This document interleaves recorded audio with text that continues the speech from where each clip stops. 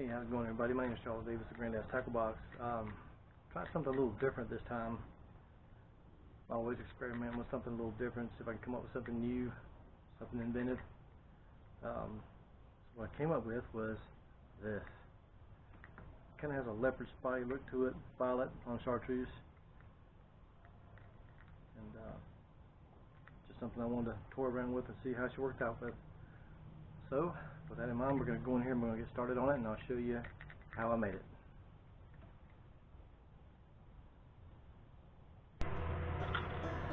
Alrighty then, so what we're going to do, we're going to try another little pattern. I'm trying different variations with the same old patterns, just different styles, different colors, whatnot. So what I'm going to do with this one is, I'm going to start off by painting just the head, chartreuse color. Here we go.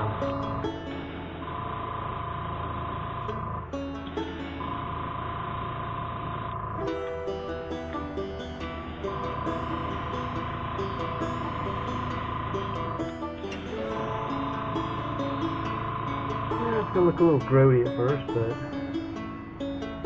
it's going to come together real nice once we get into it.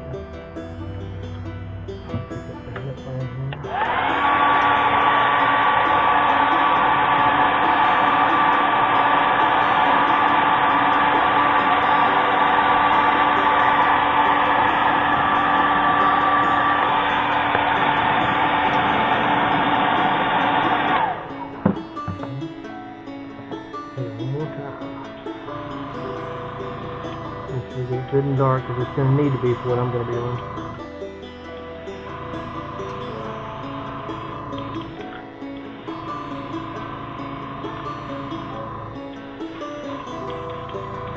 Not so much on the mouth because that's going to be red at the end of the day. Okay. Now, here we go with that part. So next we're going to go into our next color. So we'll dry this off, change paint, and here we go. Alright, for this next color, we're going to be using the Createx Fluorescent Raspberry. I'm going to go down the sides, across the back on the floor here, and fade into this chartreuse.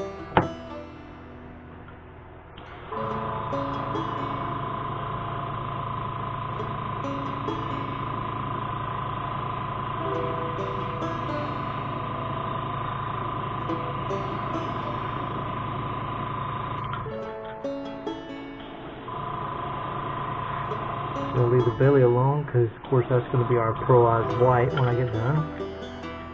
So I'll turn this around here, start here. So it's fading into that chartreuse up there.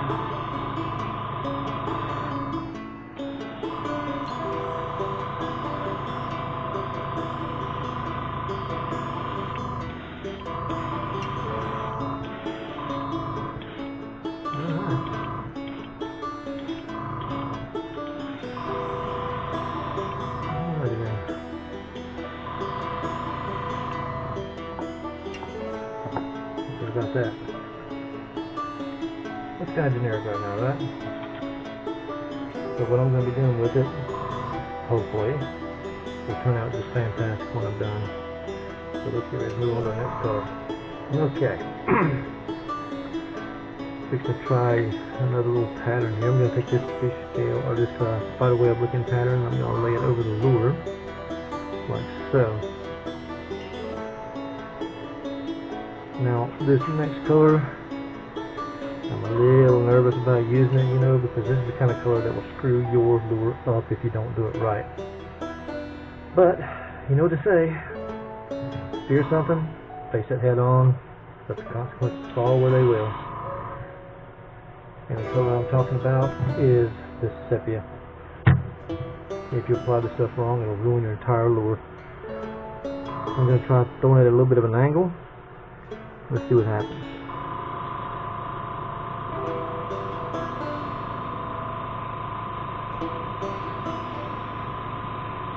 Being real careful not to throw too dark of a pattern.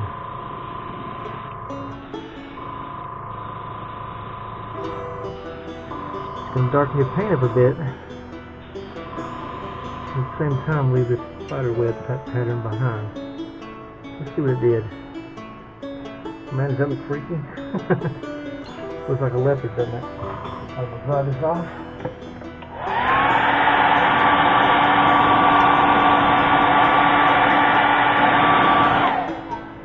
And on to the other side. A little different, not horrible. Probably could have done better, but that don't look horrible. Flip it over. Put this stuff on here again. Come at it again. Gentle at an angle. Real gentle. Kind of lightly go into it.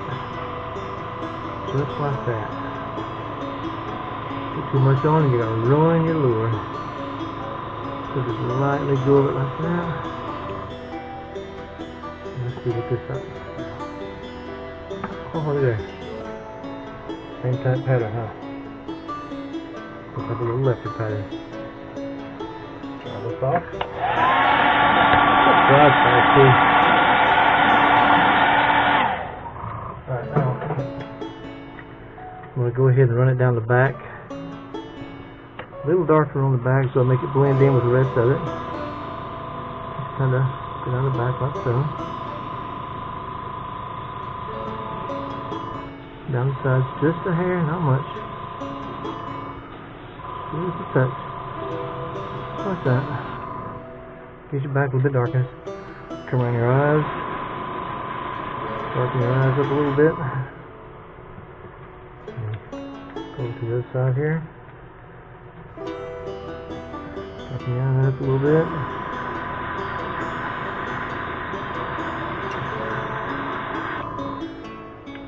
And that looks fantastic. I like using sepia, but man, you really got to be careful when you use this stuff. If you get a little too crazy with it, it's going to screw your lure up. Alright, so we're going to get ready to go into our next color now, which is going to be the red mouth and the white belly. So here we go. Alright, here we go. We are now going to put our belly color on, which for us means pearlized white. I always use pearlized white on my bellies. I caught a lot of fish and a lot of them have that pearlized look on the belly, so that's why I like to use that a lot.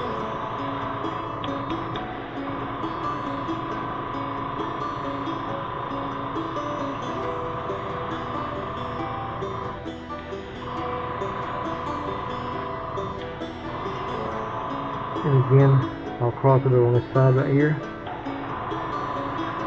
So it blends right into the color. Looks like it forms itself right into it. And do it all over the whole thing, just like that. And with this particular lure, I was able to get it all in one shot, looks like. So we get that faded in look right here. It's kind of nice. So I'm just going to give this the one coat. And that's going to be it. How about that? Alright. Nice, huh? Okay, we'll dry this off, change colors, and get ready to go with the mouth. Here we go. Alright, we're going to go into our mouth color. I bet you can't guess what it's going to be. You're right. Createx red.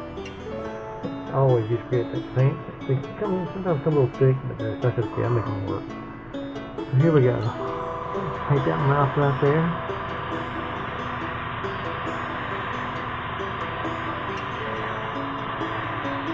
Alright. And of course, as always, I come down the throat just a hair. Try a little bit down in that area. So I think it's just a bit. Alright. And there's the mouth. Quick and easy. And not letting it get up too far down into the face. Alright. Get on to the next thing. Alright. We're going to go straight into eye placement to KBS. So I'm going to loosen this lure from here. We're going to take this eye, we're going to put it here. So make sure you have it pointed in the right direction so it works right. Like that. Move to the second eye. If I can get it to cooperate. Put it one side there.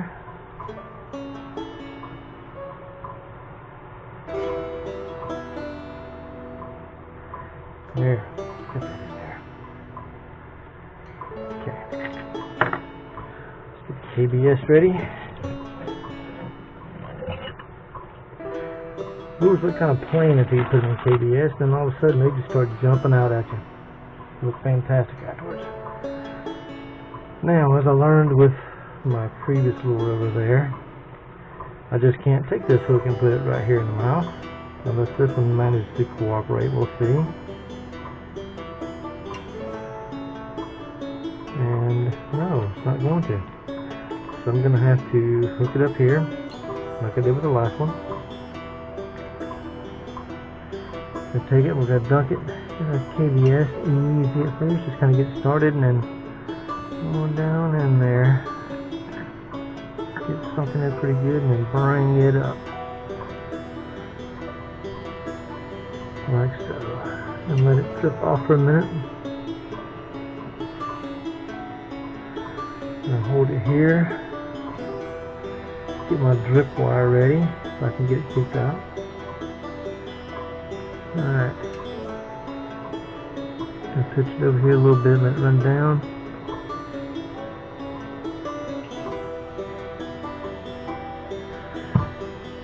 See, that is just at a weird angle, but it makes it very hard for me to get that hook on there. There we go, got it. Now, let that drip off for a minute.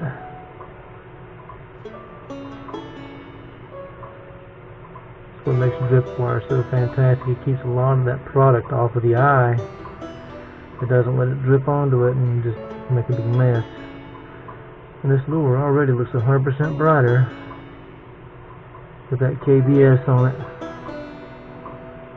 Let that drip by another minute or so. A lot of product coming off of there. Alright. I'm going to hang it up over here next to this one. Let those two dry side by side. Let me move it over this one more. There we go. One thing I do when I'm doing that, I move the surface a little bit. See how I put the pieces of tape up there? That keeps them apart enough where they don't come together and stick. Kind of a helpful little hint there. And I'm going to do what I always do with the KBS. A little instructional. Just in case you want to watch one of my videos, I'll make sure you always get this little instruction. You always put a barrier between your KBS. Oh, make sure you don't put the side that has the KBS on it. Oh, because it'll go on your thread, like I just about did. Put it down here, kind of tap, get a little air out,